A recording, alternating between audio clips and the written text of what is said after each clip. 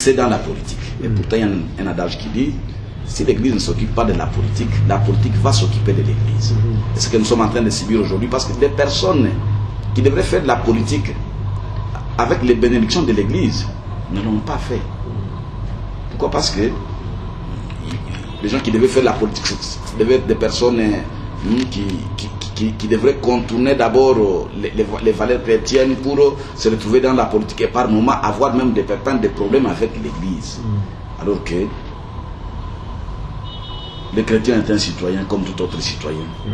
Peut-être animé de sentiments nobles, animé des valeurs chrétiennes, des valeurs morales susceptibles de pouvoir même relever l'économie, de relever même la politique sous toutes ses formes.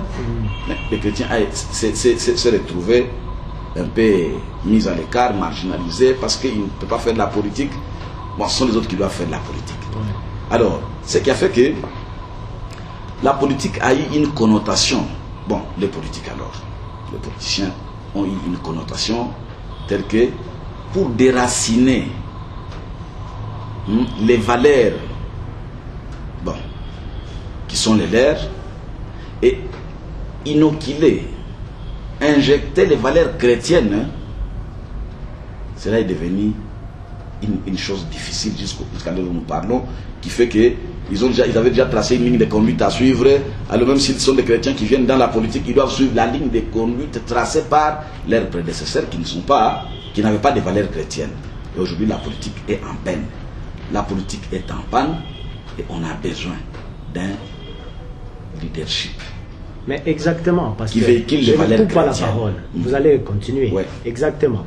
Si nous voyons les gens qui sont dans les institutions, ce sont des chrétiens. Ce sont des chrétiens, on suppose qu'un ministre, gouverneur, président de la République, il appartient à une église chrétienne.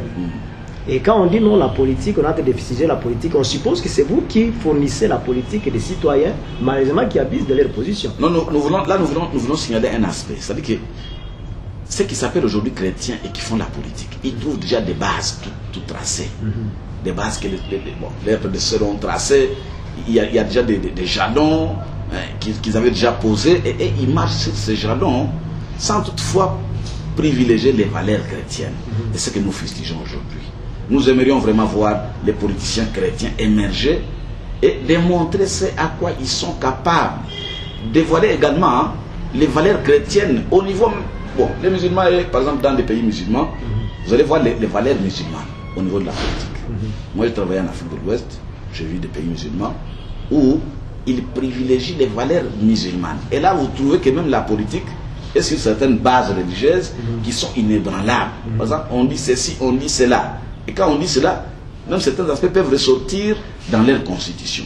Nous avons beaucoup de pays qui s'appellent aujourd'hui chrétiens à 80%, à 70%, à 60%, mais dont leur constitution ne touche en aucun point l'aspect ou les valeurs chrétiennes.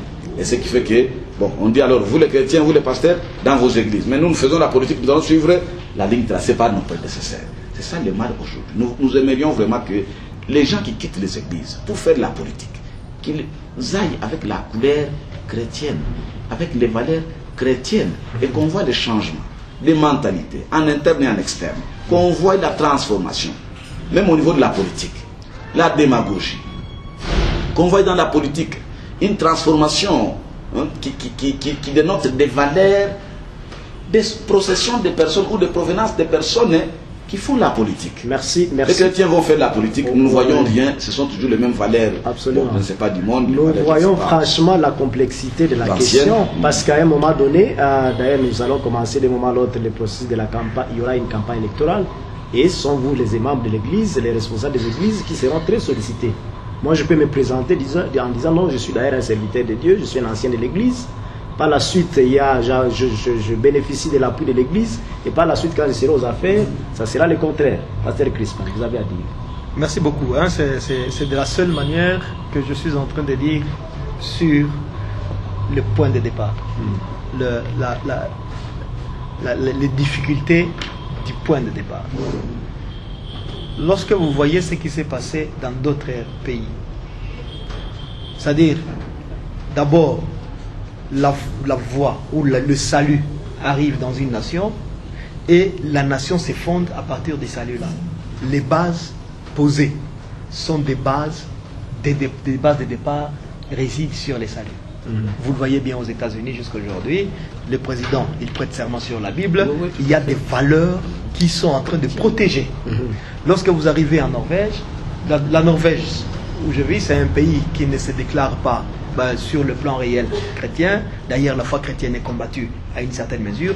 Mais lorsque vous voyez maintenant les backgrounds de toute la population, tout ce qui existe à l'intérieur, vous voyez, vous dites, ça, c'est vraiment le salut. C'est-à-dire qu'il y a des bases qui ont été posées. De sorte que les personnes qui viennent, ils marchent sur les bases posées. Mais lorsque vous arrivez au Congo, comme nous sommes en train de le dire, je ne dis pas que c'est l'échec de la mission au Congo. Je ne dis pas que c'est l'échec de la voie chrétienne au Congo. Mais je dis que les bases qui ont été posées sont des bases qui ne servaient pas à développer la nation.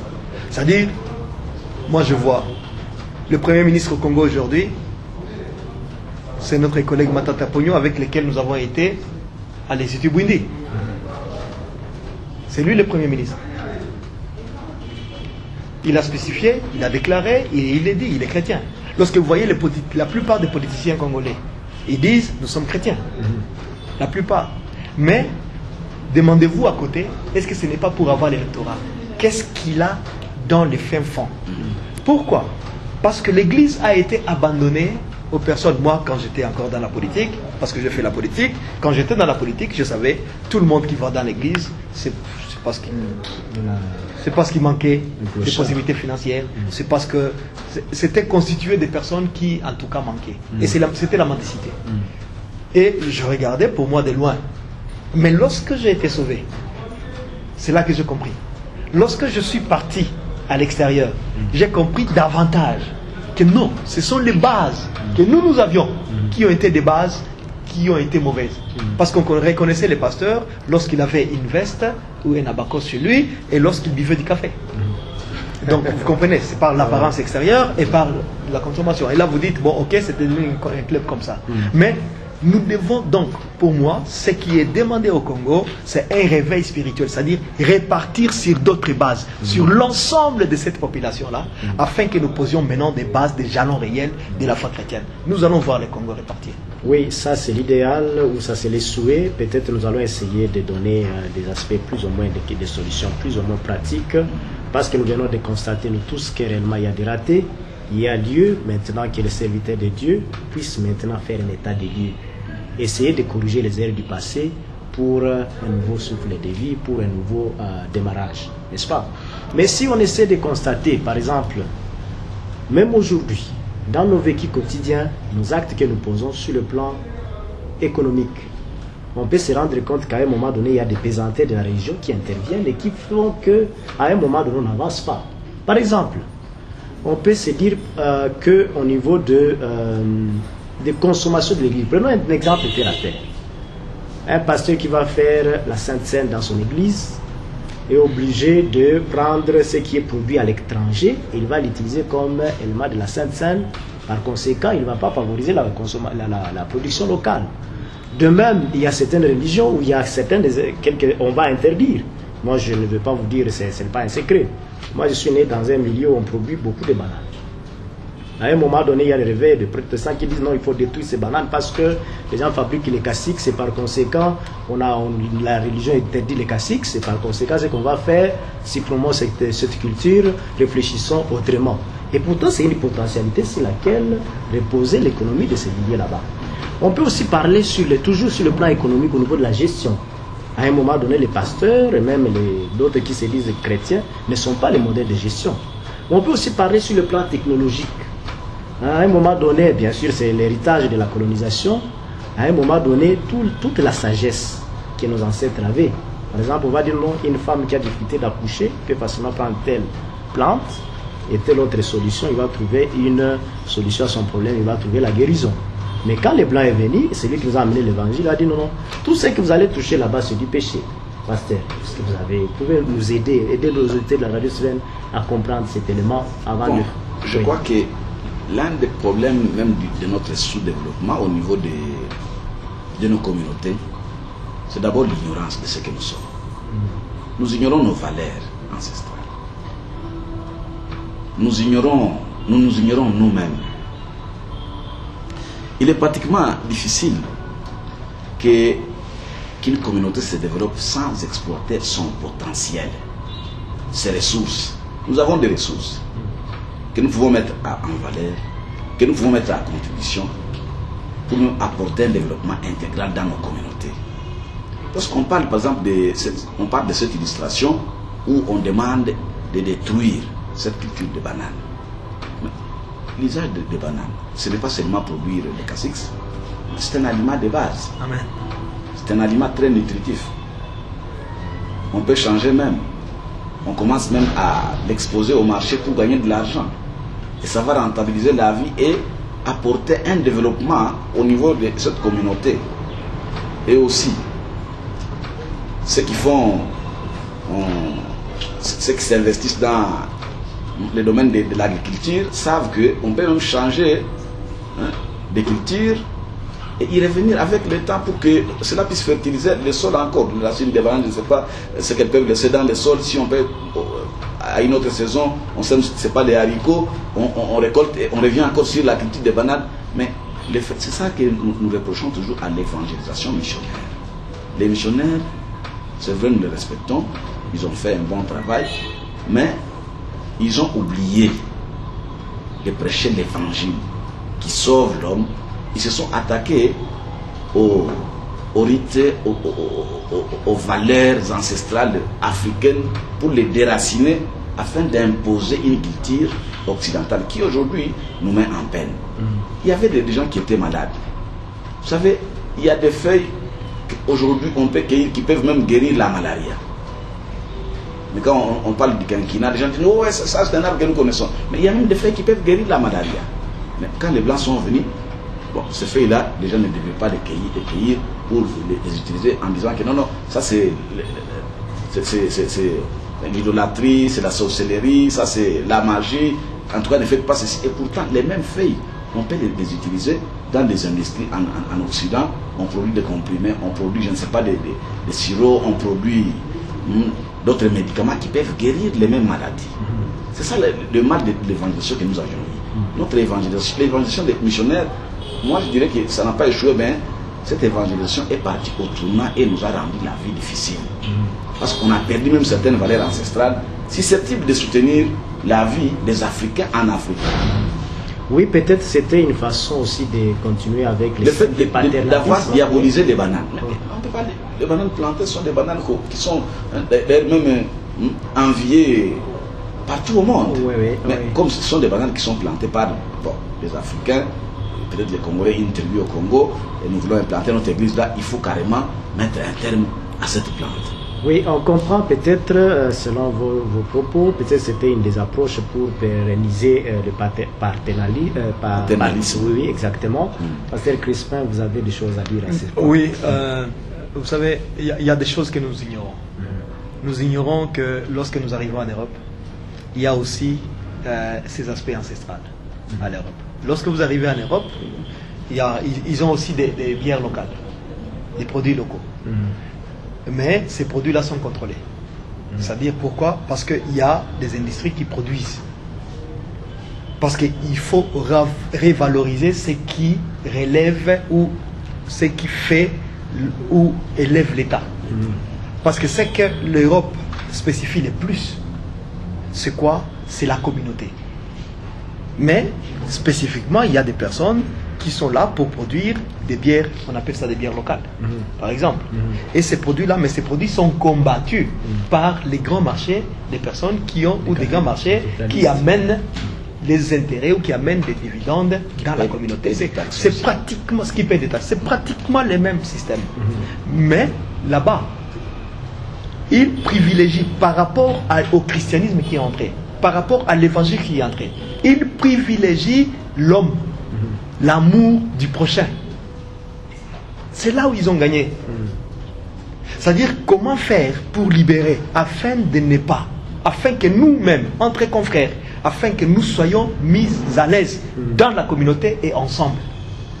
C'est la raison pour laquelle moi je dis, Et je continue toujours à privilégier le christianisme qu'ils ont reçu. Et j'ai dit que Dieu nous aide à arriver à ce niveau-là, pour qu'on ne puisse pas être comme les gens ou les géants qui étaient à Canaan, qui tuent leurs propres enfants. C'est-à-dire que nous puissions avoir l'image de promouvoir nos propres enfants, de promouvoir nos propres productions. Pourquoi? Parce qu'elles aident. Mais il faut que tout cela soit encadré dans un système, comme nous l'avons dit, si ce sont des chrétiens qui sont entrés dans ce pouvoir-là, ils vont privilégier l'ensemble, et cet ensemble, c'est ça le réel. Cet ensemble-là va aider tout le monde, au lieu de se voir dans l'égoïsme, dans la personnification. Oui, fidèles auditeurs de la radio Seven, certainement vous nous avez suivis en cours de diffusion de votre émission. C'est votre émission Mes idées, ma vision, une émission de la radio Seven. Nous sommes en train de développer une grande thématique, la religion et le développement, ou l'église et le développement. Nous avons essayé de constater avec les éminents serviteurs de Dieu qu'il y a des choses encore à refaire pour que l'église soit vraiment un outil de développement. Nous avons essayé de réfléchir sur la corrélation qui doit exister entre le développement et l'église. Mais nous n'allons pas nous limiter à ce niveau-là. Nous allons essayer de réfléchir avec les éminents serviteurs de Dieu ici au studio. Nous allons essayer de réfléchir que faire maintenant au regard de l'état de la situation dans laquelle nous sommes, au regard de ces décors que nous venons de planter, au regard de cette situation, de ces tableaux que nous venons de peindre. Nous allons essayer de réfléchir sur qu'est-ce qu'il faut maintenant faire. Est-ce que nous allons rester en étant de plaintifs sans toutefois envisager des solutions? On était en train de parler d'une grande thématique, l'Église et le développement. De commun accord avec les éminents invités, nous avons constaté qu'il y a quelques ratés. Nous avons constaté réellement que malgré le nombre élevé de chrétiens dans notre pays, le pays ne fait que sombrer. Nous avons aussi reconnu qu'il faut faire quelque chose au lieu de continuer à se plaindre. Pasteur, est-ce que vous pouvez proposer que faire pour que l'Église soit réellement un outil de développement du pays? Comme vous venez de le dire, il est encore possible de changer. Et cela est possible lorsque nous allons quitter d'abord notre carquois, le fixisme. Il y a des gens qui n'attendent que des opportunités de l'extérieur. Il y a des gens qui ne cherchent que des opportunités, qui n'attendent que des aides. Nous devons oublier certaines dispositions antérieures qui nous font seulement voir des opportunités ailleurs. Il y a des opportunités chez nous. Il y a beaucoup d'opportunités chez nous qui peuvent nous aider d'ailleurs même à nous propulser, à aller de l'avant et à atteindre ce niveau de développement intégral ou holistique comme nous venons de le dire. Nous devons éviter la naïveté. Ne pas être naïf. Nous devons également aussi chasser l'ignorance. L'ignorance est un danger pour l'homme, un danger pour lui-même d'abord et pour son environnement. Nous devons également aussi valoriser nos valeurs, également valoriser les ressources locales à notre disposition. Nous avons des ressources. Et toutes ces ressources, si nous les valorisons, nous pouvons voir un développement qui ne viendra pas d'ailleurs, mais qui aura pour base notre propre communauté, pour base nous-mêmes, pour base nos églises, un développement de l'intérieur qui n'est pas copié de l'extérieur, peut également impacter l'église elle-même. Voilà les conseils que moi je peux donner. Oui. Nous devons certainement vous avez d'autres conseils. Vous avez d'autres conseils. Laissons-nous donner la parole au pasteur Crispin. Et le premier intervenant parlait d'éviter le paternalisme, essayer donner l'évangile qui vise l'aspect holistique. On ne voit pas seulement le spirituel, on voit aussi le bien-être social et économique. Mais peut-être, vous, serviteurs de Dieu, pouvez aussi augmenter quelque chose, peut-être, parce que nous avons parlé des chrétiens qui ne sont plus le modèle de Jésus. Est-ce que parce que les chrétiens ne sont plus caractérisés par cette valeur d'amour, que l'Église ne fait que promouvoir à longueur de journée dans les églises et partout dans toutes les campagnes d'évangélisation qu'on organise? Oui, enfin, dans tout cet ensemble-là, pour moi, je trouve que ce sont les causes. Et ces causes, ce sont des conséquences plutôt. Mais ces conséquences viennent de la transformation de la mentalité, la compréhension réelle de la transformation de la connaissance. Si nous parvenons à transformer notre mentalité, à changer notre mentalité, nous allons comprendre que nous allons vraiment beaucoup de choses. Imaginez-vous, nous avons une population d'autant de millions, plus de 60 millions d'habitants. C'est déjà, c'est la plus grande valeur que nous avons. C'est la plus grande valeur. Ce n'est pas les matières premières. Vous vous rappelez encore Mosengo qui disait à l'époque à la conférence nationale que la richesse d'un pays réside dans la matière grise de sa population. Et cette matière grise de sa population, moi je trouve qu'elle vient du salut, c'est-à-dire être sauvé. Lorsque nous avons une population réellement sauvée, je te dis, on n'a pas à se plaindre. Mais on constate aussi, parce que nous sommes des observateurs de la société, parce qu'à un moment donné, tout le monde au Congo se comporte comme un mercenaire. Il y a X qu'on donne un poste de responsabilité pour le développement de son quartier, de sa province et autres. Il va chercher le laps de temps qu'il va occuper cette fonction, comment s'enrichir le plus vite possible. Peut-être ce que vous pouvez avoir un mot à dire par rapport à ça. Je suis sûr et 100% sûr que c'est la pauvreté.